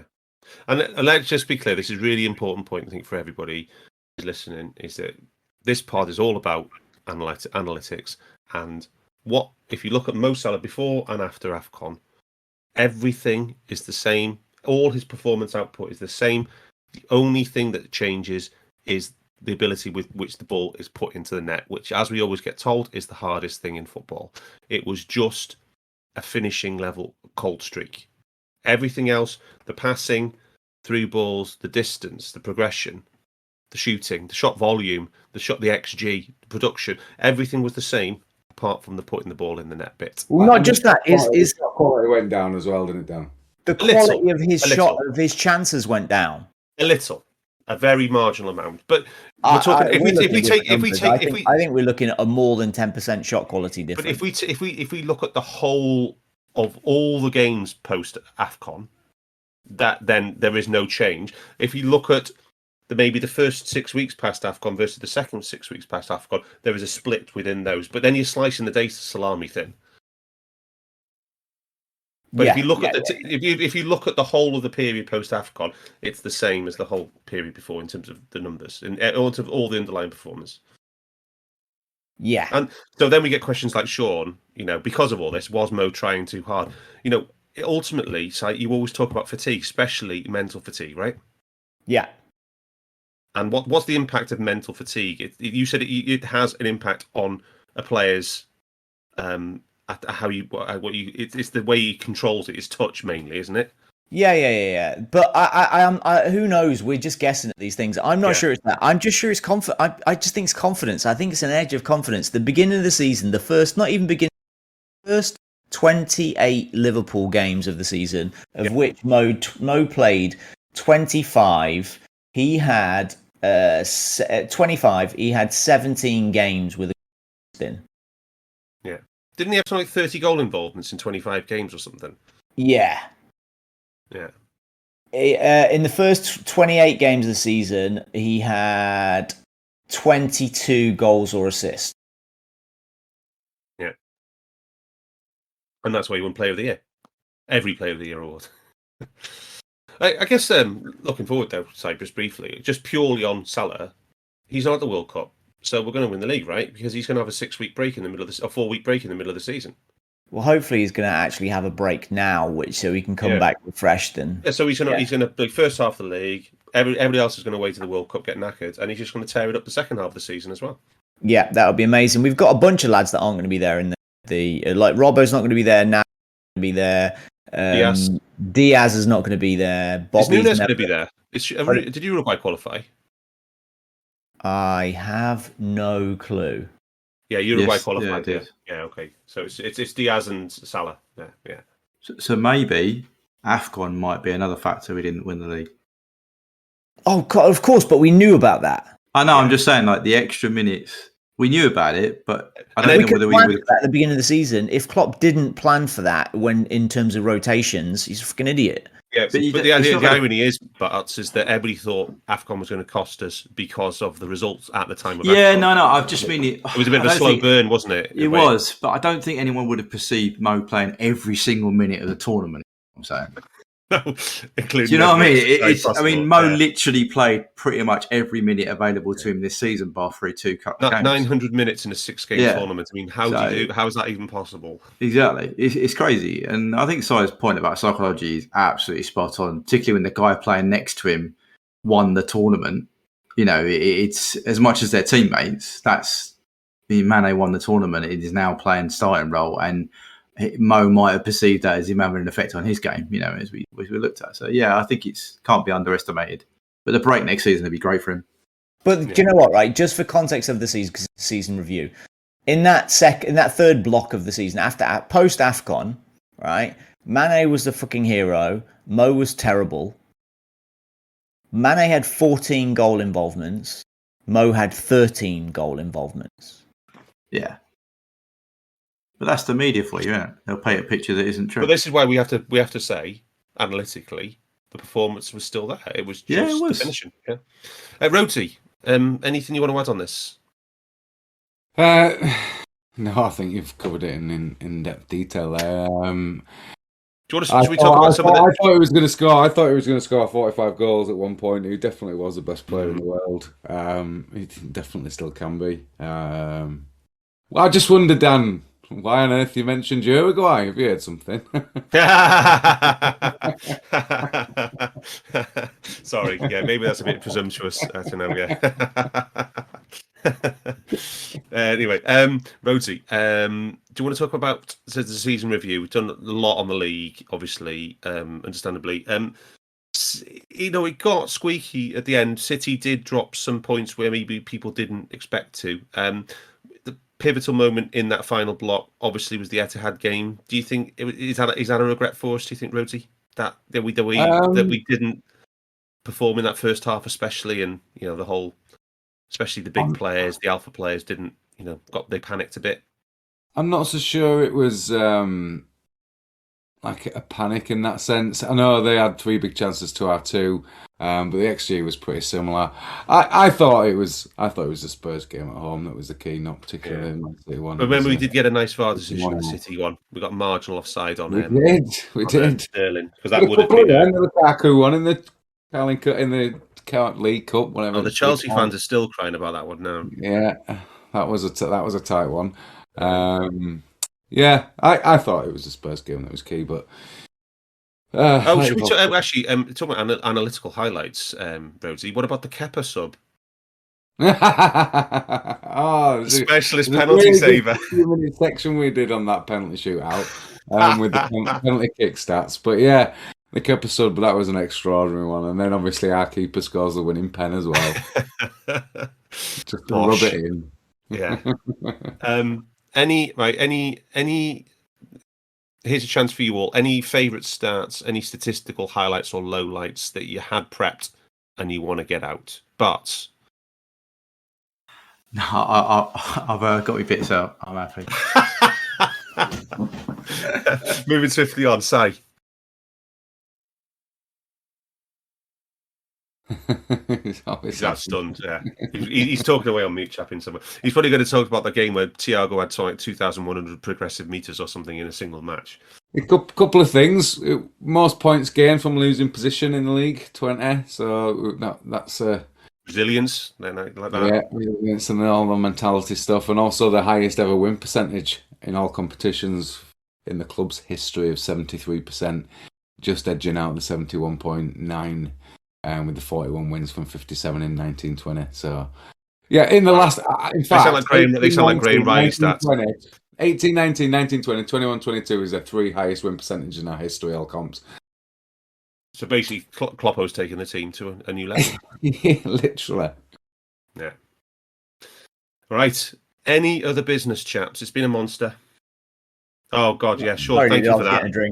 9-0 against Man United. That's a definite highlight, statistical highlight of the season. And can I just say, Rhodesy, my favourite pod of the season was the Man United pressing pod. When I that was hilarious. They were so bad. That was just epic. I've collected quite I'd say 3 or 4 particularly bad ones for Liverpool, where we've some of the structure's been wrong, some of the decision making's been poor. And we've considered was bad, that United one was hilarious. They were tactically horrendous. They didn't know what they were doing. There was one particular Bruno Fernandes press where he just ran for about 70 yards on his own, and absolutely no one was supporting him. It was so funny. And remember, they had the longest pressing chain we've ever collected. I think it was a pressing chain of 12, which ended up leading to a goal conceded. They just pressed us all over the pitch in a massive chain, and we scored. Amazing. It was the Cater goal, I think, wasn't it? It was, yeah. Hilarious. Absolutely. And that was at the start of the game as well, because they were headless chickens, all of them. And wasn't it a combined 6-1 against Everton as well, home and away? It was. First time we've scored 4 there for about 70 years or something. Yeah. Si, any statistical highlights or lowlights that you had planned to written down and you haven't quite got out yet? I don't think we've talked about Trent enough, and we have the highest combination of fullback assists in history, currently by 12 now. So as a pair, they have 12 more than any pair in history. Wow. But Trent, just progressive passing stat, which I know you don't enjoy, Darth, that Trent averages 9.9 aggressive meters per touch. In the league, any outfield player, that is the next highest is 7.6 meters per touch, and that's generally a hoofball, but his name would be Virgil van Dijk. So so Trent is like 18% better, more progressive meters per touch than anybody in the entire league. Wow. Any Thiago ones that you got to get out there? Haven't. He's just fucking better than everybody else. Yeah. There was a game when he got literally 2,000 progressive meters, wasn't there, or something? He got 2,960 progressive meters, which is nuts. Unbelievable. Which is more than Man United combined for the second half of the season. There was I can't remember which game it was, but he literally had more meters, more progressive meters than the other team. And I think it was Spurs. It was a big team we were playing against. I thought it was United at home, wasn't it? Was it United? It might have been United at home. Yeah. He was absolutely magical that night. Yeah, he was. He bossed it. He only played like 60 minutes as well, didn't he? 70 minutes. Don't think he played the whole game. Yeah. Trent Alexander-Arnold was 23. Yeah. That should be one of the great stats in the world. Youngest player ever to appear in 3 Champions League finals, or start in 3 Champions League finals. And win the lot. He currently has 4 assists less. Youngest player to win every single trophy. Combined. Yeah. He's a phenomenal footballer, and we're lucky to have him. Yeah. And wasn't Konaté's first defeat the Champions League final? First defeat for Liverpool. And probably one of his best games for us as well. Oh yeah, he was brilliant that game. And I will refer everybody to the Champions League final. We're not going to mention the final pod here because there was an astonishingly good pod on the Champions League game against Paris, which includes the first half an hour, was just about size experiences at the match. So I do recommend that pod. It's a very, very cathartic experience. And, the fight for justice with the French authorities will continue. Indeed. So any final thoughts, chaps, before we sign off this season? Just final question for Ollie. Were you happy with the season after it finished? Oh, yeah. It's just, I know it's a cliche, but it's about the journey as much as anything. And, the process, I'd rather have good process and not quite get it over the line than fluker. You just got to nick my line, Darth. I was about to say, I'm always about the process. Sorry, mate. No, that's fine. But, I completely agree with you. The process for me was good. Even in that Champions League final, the process was good. And nine times out of 10, or whatever it was, 5 times out of 10,000, we'd have won that game. So, it's you keep your good process, good things will come to this team. StatsBomb said on their rare pod that on their model, it was a 7% chance that Real win that match. There you go. So you've got to keep believing in the process. And I know Klopp will be saying that. How can you plan for a fucking mishit shot falling perfectly to a player? You can't, can you? You can't. You can't. You had Phil's brilliant Monte Carlo method. Oh, yeah. And also, we posted it on Twitter. And I think we got asked if any of us kiss girls, if we've ever kissed a girl. That's pretty good. Yeah, it's always a good sign. It's always, some of the DMs I got were interesting. Yeah, there's absolutely some fruitcakes out there, isn't there? Stay safe, people. Right. That's it. We are going to bid adieu to the 21-22 season, but we will be back soon enough. We're going to have plenty of mid-season content. Si's going to might have a couple of special guests lined up. Who knows? And we may have, hopefully, very soon, a very special analytics pod deep dive on a specific individual player. So fingers crossed for that one. But until then, I'm going to bid everybody a very fond farewell. Until next time, up the Reds.